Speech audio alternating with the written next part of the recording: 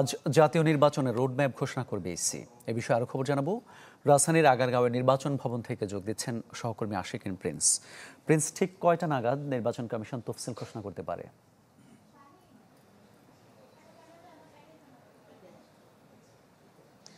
মামুন, তফসিল ঘোষণার আগ পর্যন্ত নির্বাচন কমিশনের যে কর্মপরিকল্পনা বা রোডম্যাপ সেটি আজকে ঘোষণা করা হবে এবং আমরা জানতে পেরেছি যে দুপুরের পর মূলত এই কর্মপরিকল্পনাটি ঘোষণা করা হতে পারে। এর আগে গতকাল এই কর্মপরিকল্পনার চূড়ান্ত অনুমোদন দিয়েছে নির্বাচন কমিশন। প্রাণ কফি ক্যান্ডি, কররা কফির কঠিন স্বাদে হাইকে বলো বাই। প্রাণ কফি ক্যান্ডি, হাইকে বলো বাই।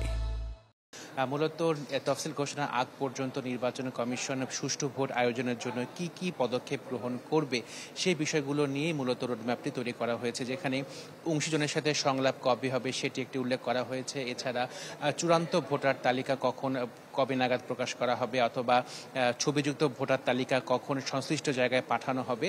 তো সব কিছু মিলে এছাড়া প্রবাসী ভোটারদের যে ভোটাধিকার যে নিশ্চিত করার কথা বলা হচ্ছে সেটি কিভাবে করা হবে এবং কবে নাগাদ করা হবে, এরকম বিষয়গুলো মূলত এই কর্মপরিকল্পনায় থাকবে, যেটি দুপুরে পরে সেটি প্রকাশ করা হতে পারে বলে আমরা জানতে পেরেছি। এই কর্মপরিকল্পনা মূলত 2008 সালের পর থেকে প্রতিটি জাতীয় সংসদ নির্বাচনের আগে নির্বাচন কমিশন এটি ঘোষণা করে থাকে। এটি তারই একটি ধারাবাহিক প্রক্রিয়া।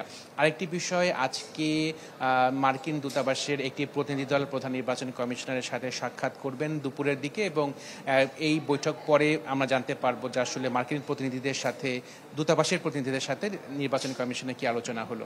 মামুন, ধন্যবাদ আপনাকে। জাতীয় নির্বাচনের রোডম্যাপ ঘোষণার বিষয়ে জানাচ্ছিলেন সহকর্মী আশিকিন প্রিন্স।